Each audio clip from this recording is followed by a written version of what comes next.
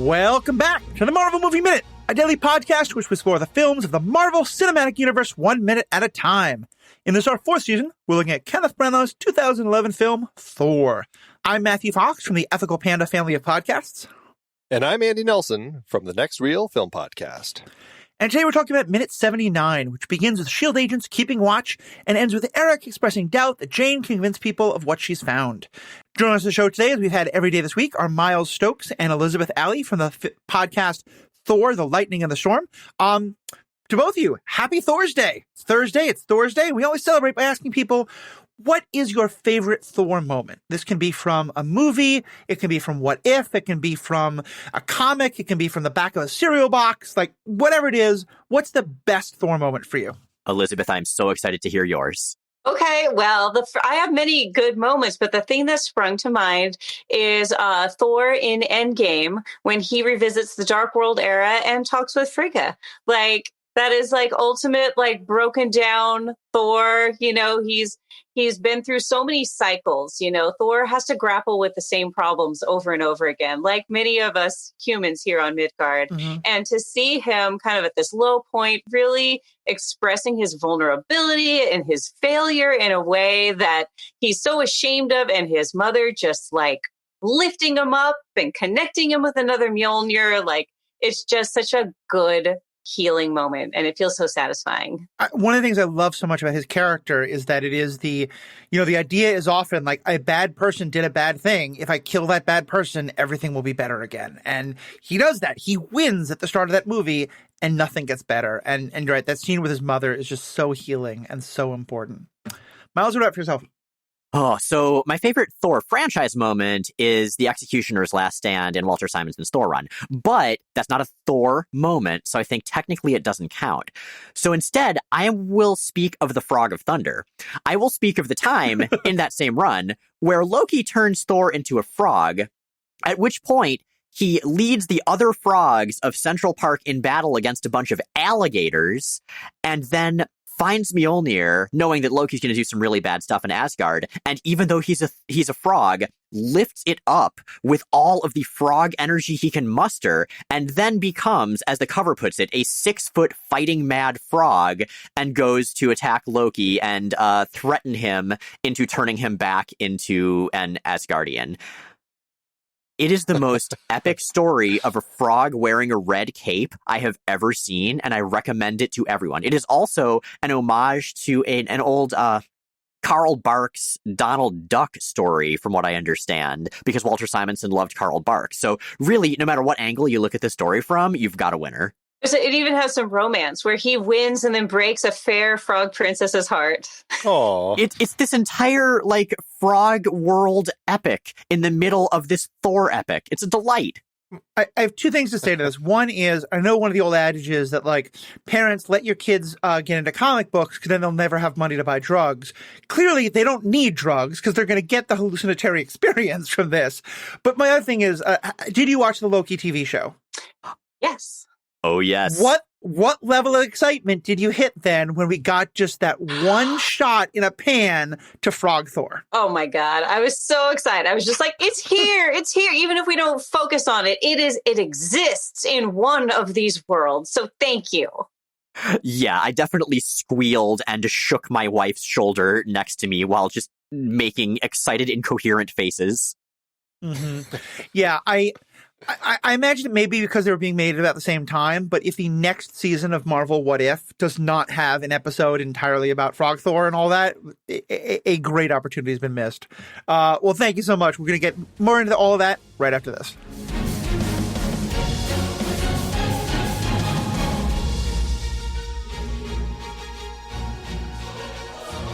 Do you want to wear some Marvel Movie Minute inspired clothing this new year? Or maybe you're looking for a mug with our mugs on it. Find what you're looking for at the online store. Go to truestory.fm/Marvel Movie Minute and click on merch.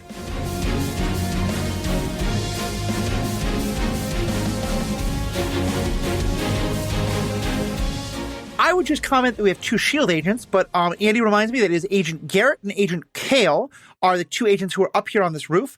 Andy, have we talked about these two and their actors before? I believe that there was a point when we had the Shield invasion of Smith Motors taking all of Jane's scientific gear. I thought that I saw the two of them in this particular moment, so it's entirely possible that they were seen before. But this is definitely the moment for them to shine. This is their little moment. We have these two agents up on top of the roof across the street from Smith Motors, and they're spying. They're doing the Shield's dirty work, watching what is going on down below in Smith Motors. And you can tell, like, they're keeping an eye on. It's not the most exciting thing going on, but they've got the binoculars, they've got the listening device. The radio tells them that Team 2, we've got activity outside of town, so they should be steady. And here there's a whole deleted scene that we'll talk about. And I do have the actor information if we'd like to do a quick little IMDb game for them. Oh, yeah, I was going to set you up for that, but then I thought you skipped ahead, so go for it. Oh, no, yeah. Agent Garrett's played by Dale Godbaldo, and this is a person that, is probably somebody that you're not going to recognize as much in film projects. So I'll just go through what IMDb says are the 4 projects he's most known for. The first is American Crime Story, a TV show that he appeared in for an episode. And the second is this, Thor. Third, we have the all-new Mickey Mouse Club, which he appeared in as himself back when he was young. And last but not least is the most recent Perry Mason show. So, he's somebody, he's definitely keeping busy out there. The other actor, played by Patrick O'Brien Dempsey, is a face that you might recognize. Do any of you know this person and what he might be known for in films that he's been in? Oh, that name rings a bell from somewhere. Like, Patrick Dempsey, I think, was a soap opera star in the 80s, or maybe not on Dallas, but something like that. I don't know if it's the same. I doubt it's the same person. Guy from Grey's Anatomy. Yeah, that's a different Patrick Dempsey actor and Grey's Anatomy actor. But no, this is Patrick O'Brien Dempsey. And he's definitely somebody that if you watched the fantastic hockey movie Miracle, he was one of our hockey players in that movie. That's what IMDb says he's most known for, is showing up in that. Second is Thor, is this brief role here. Third is as doing some stunts in CSI New York. And third is doing some stunts in the TV show House. Definitely somebody that I think he took his hockey skills to the film industry and ended up doing more stunt work than anything else. But that seems to be what he's mostly known for. I have not done an episode-by-episode watch of House, but it's not the show that I think of having many stunt people on. But I guess there was, some action every now and then. Yeah, it happens. Yep. So then we cut to Loki's plan B, as was discussed, that he's not just going with Heimdall. He's releasing the Destroyer. And I want to know more about the Destroyer and what you all think of it, because this is like you look at the Destroyer and everything about it says evil robot. This does not look like the thing that like good and pure people build to protect their good and pure world. And I wonder, like, is this a remnant of Odin and the Hela days? Is that where like this is from, like when like Asgard was much more of a conquering power? I mean, in the MCU, I think that makes a lot of sense. I think that's absolutely the case, yeah.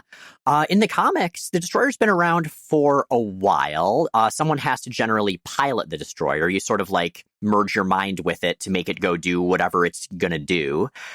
And what I see when I see the Destroyer is that sure looks like a Jack Kirby design, huh? I believe that was from the old Silver Age Thor that Kirby drew. And I appreciate that the Destroyer's design is pretty similar to that of the comics. Like, it's a little spikier, but otherwise it's like, no, that's just the Destroyer. And it lives up to its name. It's so terrifying looking. I mean, it is an enchanted suit of armor. So it is like this disembodied weapon of destruction. And I love the way you talk about it, the Silver Age, because it has this almost not like Art Deco, but it's almost like steampunky, in terms of like it looks like a wonderful fusion of magic and technology, Mm-hmm. And that it's basically a robot, but you don't think of it as like it's not like a high tech thing. It's like a magically powered suit of armor. It's almost like a golem of some sort. Yeah, that's a great description for it. Right. I really love what they did with the Destroyer here. I find that the the way that you run it, I guess it's a little confusing in the film. It just seems to be something that whoever is the king, whoever has Gungnir in his hand, is able to kind of control it and have it do what it wants. But it seems to be like, one, it's a protector of the vault. And so if something is touched, I mean, we only ever see it really active when the casket is picked up, when it comes out and destroys all the frost giants. Again, it's activated because Odin seems to sense something, strikes Gungnir on the ground, and that releases it. But it seems to be something that there's some direct connection with the vault anyway. Now, outside of that, I mean, it also seems to understand language because, I mean, here we have Loki giving it some very specific instructions. And so I guess that was, a question I had is like, is there a delineation with what it's saying? Like when Loki says destroy everything and he's sending it to Midgard, I mean, what's his intention? To destroy the town, to destroy Thor and everything that he's been in contact with, or is he really wanting to destroy all of Midgard here? I'm not sure. How did you all read that? From what I remember from the comics, the way you control the destroyer is to merge your mind with the destroyer. So I feel like more he's speaking out loud because we don't have thought bubbles in the movies, So sure, he has a very specific goal, and I think he is using kind of imprecise language, but I think he's giving him fair reign to do whatever will stop Thor. If it's destroy that town, sure. If it's destroy Midgard, sure. But your goal is to stop Thor. The collateral damage safety protocols have been turned off for this particular mission. And it's interesting because even just the language of, my brother, like that, this machine, that's not a search string that a machine would necessarily recognize. Like it has to know this Thor person is the brother of Loki. So it's an interesting, like, there's a level of like knowledge or intelligence to this thing, but it's also clearly just a machine, a mystical machine. And I enjoy that Loki's language is kind of imprecise and emotional in its choice of words here. Like, Loki has a plan, kind of, but mainly what Loki has is a lot of anger and a lot of pain. And that's what we're seeing here, I think, more than do this and this and this and this. He's just lashing out with the most powerful, destructive thing he knows of. Right. A thing that, like, you don't even know if he really realized this, but way back when he was first discovering he's a frost giant, he was almost killed by it before Odin had to kind of jump in when he first touched the thing. Yeah, that's right. Because in the script, Odin is, when Odin screams out "stop," the way that the film is shot, it seems like he's saying stop to Loki for picking up the casket, but in the script he's yelling stop at the destroyer because the destroyer is coming out to destroy Loki in that moment. So yeah, right. Good point. Which again shows that it's not a very intelligent thing, because it's like anybody who touches it, gets fried. A monkey's paw. Yeah, exactly. I mean, there's a part of me that always wants to know the tech details. I want the D&D to publish the exact stats of the destroyer. But in some ways I like it because I think it reinforces, at least for me, that this isn't just a piece of technology. There is something mystical or beyond understanding about it, that it is a magically infused thing, not just a built robot that you can build with Asgardian tech. That being said, if you ever did want details, the official handbook of the Marvel Universe that has been published over the years would give you more than you ever wanted. Oh, sure. That was the thing. Exactly thinking that. Yeah, that was the thing that told us at one point that the way Cyclops' powers work in X-Men is that his eyes are portals to dimensions of pure force. What? Wow. Which is the most incoherent, glorious explanation for anything I've ever heard in comics. And it's never been referenced again except as the occasional joke. But on our X-Men podcast, we remind people at every opportunity, remember, dimension of pure force, that is technically canon. Wow. Headcanon, literal awesome. Headcanon. Hey! Yeah, that's right. I have missed podcasting with you, Elisabeth. Aw, me too. As someone who runs a podcast on the Star Wars universe, I feel like I can't really make fun of anything for the ridiculousness that is when you go deep into our canon on all the details on all the alien races and things like that. All right, so we get that great scene with the Destroyer. It really is great kind of framing what's going to happen next. And then we cut back to our friends, the W3 plus S, as we take them, talk about them in the notes, walking down the streets of Puente Antiguo. And we see a couple businesses. We see Third Street Bicycles. We see Bank of America, another little bit of product placement. And the people in the town are once again this is a kind of boring town. You get the sense. Like, there's not used to, I'm from New York City. A couple of people walking down the street in armor, carrying an axe. Like, it's not that out of character. I'm guessing here it's a little different. I was wondering if all these people maybe had just seen Superman 2 and were like, oh, what? Is this Zod and like his people? Like, that's exactly what they look like walking through Houston. So. Houston, that's right. It's the thing that stands out the most for me as I watch these moments is that how artificial their armor looks in the natural sunlight that we have here in this particular scene. It's like, this is the moment where, I mean, we have a call out here from Agent Garrett up on the roof. Is the Renaissance Fair in town? Yeah, it's because they look like they're wearing fake armor. And it's one of the frustrating things about the costumes in this particular period of the film is I end up struggling with the look, with the way that they look here in Midgard. I especially noticed that with Volstag's axe because, and it's funny, by the time you hear this, it'll be a couple months later, but so I don't mind a minor spoiler, but in the TV show Hawkeye that's just coming out as we're recording this, there was just an episode where there's a visit to a group of people who are LARPers. And, in the LARPing world, you're fighting with what's often referred to as boffer weapons. It's weapons made out of like styrofoam and things like that are then painted to look real. That is exactly what Volstag's axe looks like. It looks like a piece of styrofoam. It is so much of this, like, I guess all the money went to Asgard and the props department got shafted, I guess. I don't know. But the armor and weapons in the scene are just so off. And I don't know why. It seems like they were designed to be shot on stage, right? Like the way that they were probably colored and everything. It very much is designed for that artificial light.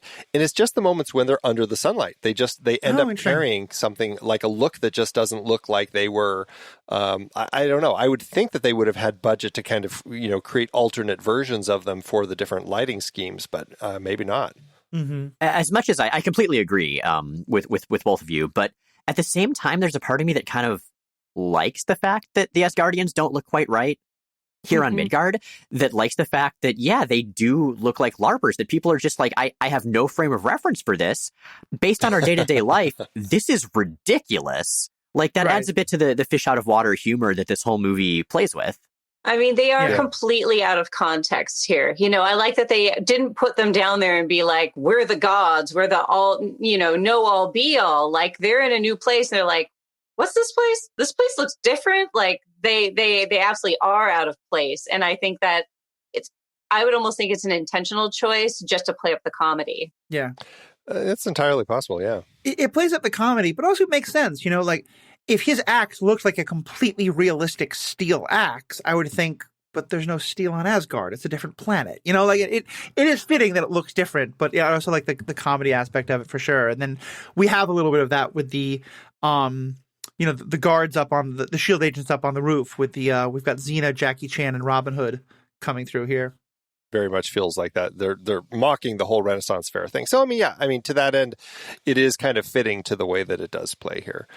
Speaking of things that look artificial, I don't know if any of you noticed. We're going to talk about the deleted scene here in a moment, but we have a shot as we have Hogan, Sif, and Fandral walking up the street, and Volstagg is like several, steps ahead of them, walking far ahead. And I don't know if any of you noticed, but he was actually digitally added into that shot. It technically was just a shot of the three of them because they pulled that from the deleted scenes, because Volstagg in this particular moment is actually up on the roof about to confront the two FBI agents up there. But if you look real carefully, you can kind of tell, Volstagg was actually digitally added after the fact. Okay. I wondered why they had no description for Volstagg. I was like, who's Volstagg then? Like, why are you only talking about these three? Because Volstagg's kind of the biggest and most imposing of all of them. Yeah. He's the only one who's openly carrying a weapon. There is that. Yeah. Although, that said, we've talked in previous episodes about the fact that Volstagg often gets turned into a fat joke. So maybe it's for the best we didn't get an overly simple fighting nickname. Like the Jackie Chan nickname for Hogan is already a little, it's a little, not great. Yeah. Right. I just have a feeling like if they said anything, it would have related to Dwarf because, again, like as you've pointed out several times, Matthew, he does have very much a Gimli sort of feel. And considering the popularity of Lord of the Rings films, a decade before this film came out, you'd think that would have been anything that they would have said related to that. And just on that side, I'm glad you pointed out the Hogan as Jackie Chan is kind of, in the same way, like, Xena is a warrior woman. Sif is a warrior woman. She looks nothing like Xena. So it's the same kind of like, all right, but, fair enough. And so then we get to, we cut back to the auto shop where all of our heroes are. And Eric is saying that, he likes Jane's theory, thinks it's a beautiful theory, but she won't be able to convince anyone. And it's interesting to me that, like, Eric is a very consistent character in that no matter what is happening, he's trying to convince Jane that it won't work. It's like he always has a new excuse, whatever the new thing is. And I think he works well as a foil for Jane in that regard. Because, Jane is a character who, when she was introduced in the comics, her main job was to be in love with Donald Blake / Thor. She was a love interest, and that was her personality. And so seeing her transformed from that into this independent scientist, I like the idea that she's the one who is breaking rules, who is taking risks, who is driving the plot. And so having somebody like Erik Selvig who can really contrast with her, I think helps highlight that agency that she has. Is her theory that apparently she's pitched to Eric and that he seems to really genuinely like now, is it all the stuff that Thor told her up on the roof about the realms and Yggdrasil and all of that? Like what at this point, or is it specifically just that he's traveling here through this through the Bifrost, which is essentially an Einstein-Rosen bridge? Any sense? I got the feeling that it was the more relevant point as to where Thor came from, just because of how they then illustrate that point. And I think there's supposed to be a little bit of implication that there's kind of a connection in that, she has noticed some of these other things over the last couple months that led her out to that desert. And because it's a very hand-wavy blink and you miss it moment, but he's sort of saying like, oh yeah, all these other things you've been noticed, you're seeing Yggdrasil the tree. And so I think the idea is supposed to be that her research is leading her to more than just this one wormhole or whatever, but to actually have a better understanding of Yggdrasil itself. But we don't get any explanation of that, which is good because it wouldn't make any sense. Little too much. But I think that's kind of where we're going there. We have a pretty substantial deleted scene, even without the part we talked about yesterday. So is there anything else about this minute itself before we... Actually, I want to throw in one little thing. Just again, the humility part, and it's so subtle. Thor's washing dishes in the background. And compare that to the guy in Asgard who was smashing dishes, throwing over tables. Mm-hmm. It's just such a nice little, he doesn't have to be in the center of this conversation. He's literally just doing servant's work, as he would understand it. And also just the fact that he's in the background, period, is kind of a big deal. It's a very different scene, but it almost makes me think of Mad Max Fury Road, the scene where Max goes off to kill a bunch of bad guys, and, we focus on Furiosa and the women that she's with, and we don't get to see what Max does because he is there in a role of helping, of assisting, of support. The camera doesn't need to be on him, which of course ties in thematically to the movie itself. And I think that's kind of what we're seeing here as well. In past scenes, we would almost never see Thor just in the background doing a thing. He's always front and center, someone's talking to him or he's talking or he's fighting or whatever. I think it's very well put. Great point. Yeah. Speaks well to the journey that his whole character's on, the whole point of the story. A journey into mystery. I mean, humility. To a multiverse of humility. All right, let's talk about the deleted scene. Andy, you want to kind of give us a quick rundown of what happens in this deleted scene? Yeah, so, we have a little bit more with Agents Garrett and Cale up on top of the roof as they are watching Thor cook breakfast, and then kind of just some comedy there.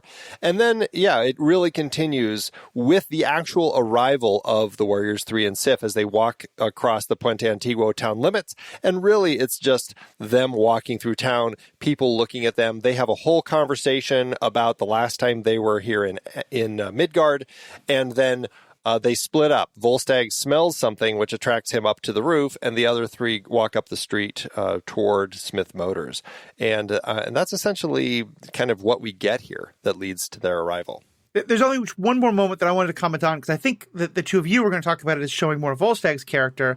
Is there's a scene where a baseball bounces out into the middle of the street through one of the worst throws an 8-year-old has ever had of a baseball. And I was an 8-year-old who threw baseballs very badly.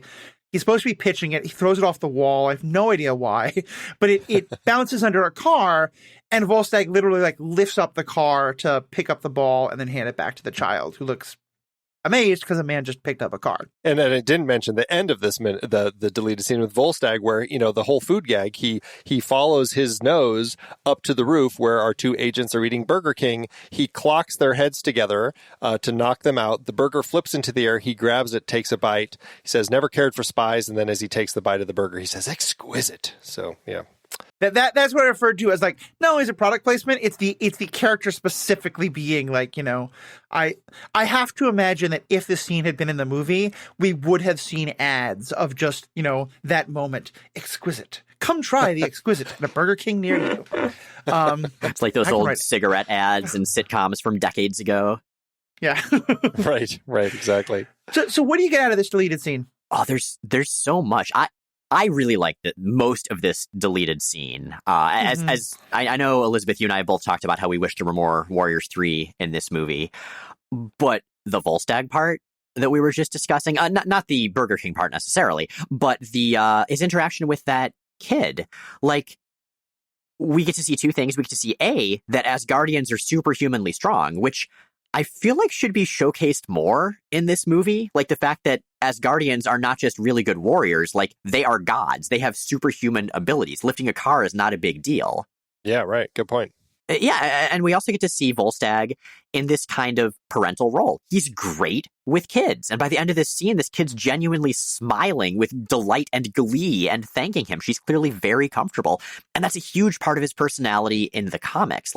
Easily as big as the whole, gluttony thing that's often played for laughs. Yeah, I guess the way you're describing him, he's more of the big teddy bear type, who has he can get violent if you need to, but really he's just super cuddly and great with kids.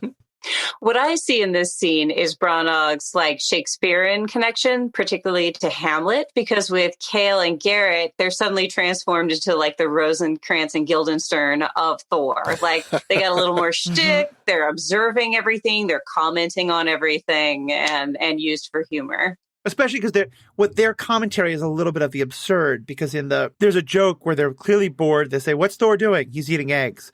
And then, the higher ups ask them, fried or scrambled, as if that would ever possibly matter to anything. But that's the kind of thing you got to point out on. I'm just imagining Tom Stoppard doing a Rosencrantz and Guildenstern are dead style thing with these two agents. Oh, that would be amazing. It's coming soon to Disney Plus. How fun would that be? I mean, probably. Everything else is. Exactly. So one thing that I ended up having a question about, and I'd love to get your thoughts on this, especially knowing so much about the Warriors 3 and Sif from the comics. So they talk about the last time they were here 1,000 years ago. And my understanding is, we know that Odin was here battling the Jotuns back in 965 AD, which is, a little more than a millennia ago. So, how old are these four? Are they, because Thor and Loki were just babies at the time that all of that was happening. So if they were here 1,000 years ago, would they have all been here as kids? Kind of in I guess that would be 1011 AD? Any sense of that? Or are they as old as Thor? Or they wouldn't have been here with Odin as warriors during that battle? They aren't that old, are they? I feel like Volstagg is older than the rest, but that's just my own gut feeling. I would have seen them as being more like teenagers or young adults 1,000 years ago, come to Earth for hijinks, to come and rabble-rouse and get adulation and adoration and then leave their mess behind. From what I recall, they're all roughly peers. Like, I know there have been at least some scenes of Thor and Sif growing up together. And I think the Warriors 3, that was the case with at least Fandral. Oh man, you're really testing our continuity knowledge here for our expertise of one specific run of the comic for like 3 years. Sure, right. But yeah, I know that with at least Sif, like, she is a peer. So that's a good point. Yeah. In the MCU, that certainly implies they were at least not like babies. Presumably, they were in some kind of Asgardian daycare. They weren't just unleashed on Earth. Yeah, because it's interesting because we know that Loki was a baby at that time. Because the whole point is that Odin found him when he went back at that point. And yeah, it also just kind of like, because they're specifically talking about how different it is. And I would think I keep harping on this, but like New Mexico is not Scandinavia. It's a very different kind of climate and culture. And I have to imagine they went to Norway because that's where or Scandinavia, wherever it was. But, again, we don't know. Mm-hmm. Yeah. Yeah. Anything else from this little minute that I think we've said pretty much everything needs to be said about the product placement, exquisite burger. I liked the, I definitely did like the baseball moment. And I think the other thing for me is that so much of this minute, we'll talk about it tomorrow, it doesn't feel like the people are seeing aliens from another world. I think if you were in this town, you'd think, wow, is there a movie being shot? Is there a Ren Fair in town? Like, these look like humans who are just weirdly dressed. They don't look like Asgardians or aliens until this guy literally lifts up a car. That, for me, is the moment where it's like, oh, that's what humans can't do. Mm-hmm. And I mean, exactly. I guess that might be an argument for having that scene not in the movie, because if that happened, like, there are other people on the street. It's not a crowded street, but there are other adults around. So, like, somebody would notice and freak out, presumably. Also true. There is the part also with Volstagg, though, where he is following his nose to the glorious Burger King. That is very cartoonish, the way it's portrayed. Like, he is just sniff, sniff, sniff, sniff, sniff, sniff. Like, you can almost see his nose, like, cartoonishly expanding and contracting as he does this. It's a very Toucan Sam kind of moment. Maybe, I don't know, what do you all think? Is that sort of over the line of the type of humor that this movie is going for? It's a little silly. And also, is this town big enough for a Burger King? I don't get that feeling. We've talked a lot about this town feeling inconsistently small for how large they say it is. It's supposedly over 2,000 people live here, but it looks like a town of maybe 200, if that. And so it's a constant. I was a Bank of America customer for some years, and I didn't find it quite this easy to find a branch in any literal small town. Yeah, right. It's a little too cartoonish for me as far as Volstagg. It's one of those moments, like, these are those moments that they put in here, and I'm like, gosh, I wish you found other ways to use these characters, because I think they're interesting characters, but like this sort of comedy, I just don't find that it works that well for me. Yeah, it definitely feels more kind of the juvenile stuff that I don't associate with the way this movie came out. The one thing, just backing up a second, the one thing that I would say that makes me like that scene with Volstagg in the car, and maybe you need to shoot it differently so it's not about the people, is that we've seen earlier in the movie that Thor does not have the power that he thinks he does while he's on Midgard. And the implication certainly is it's because Odin took it away from him. But like, it could be like, do Asgardians just not have, is it kind of like a reverse Clark Kent thing? Like, Asgardians are not as powerful. To me, it's an important moment because it shows, no, a normal Asgardian would be much stronger than a normal human. It is specifically about what happened with Odin that Thor doesn't have that. Like, Volstagg has a power here that Thor doesn't. Mm-hmm. That's a really good point. Yeah. And, we talked about how Thor never does things halfway. This movie could take a lesson. Like, if you're going to bring something like that in, and in this case they didn't, they cut the scene. But no, you follow up on that. Like, let's explore this. Let's discuss this. Yeah. It is the one thing from this whole deleted scene that I really wish that they kept, because it really does kind of get to that point that otherwise isn't really addressed. Yeah. You could have had a nice moment where, like, it's Thor who wants to help and can't, and Volstagg has to do it, or like some. Even as I say that, actually, that sounds remarkably trite. But like, there could have been a way to do it. Who knows? I'm not a writer, but I think that it speaks to, like, I mean, we're going to have, the Destroyer, we'll be talking about coming up soon as far as a battle between all of these people and the Destroyer when it comes down here. And I think that sort of moment of seeing, like, this is a person who has abnormal strength for being on this particular planet and still is getting thrashed by this particular thing. Like, that would really help sell that, I think, just to emphasize how strong all of these things are at this particular moment. Well, I think we've had a lot to say about this minute and the deleted scene. But is there anything of the last things either you want to bring up? I think we covered it all. Cool. Well, I've hit kind of everything I can think of, but for our listeners who might just want to get, like, they can't believe that you're not going to be on the podcast anymore after tomorrow. They want more Miles or Elisabeth content. Is there anything I haven't asked about yet where people can find other stuff you're doing? We've talked about the lightning in the storm. I've talked about Jay and Miles Explain the X-Men. Elisabeth, you've talked about your food life on the internet. Those are most of the things I do believe. Right. Well, just always want to give people that last chance. As always, folks, if really glad you're enjoying this. I hope you're checking out all the other great Next Reel podcasts that are out there. I also have part of the Ethical Family podcast, which does superhero ethics in Star Wars universe. Please check those out. Please check out all the great things that our guests are doing, all the great things happening on the Next Reel family of podcasts. And most importantly, have a great day. Until next time, true believers.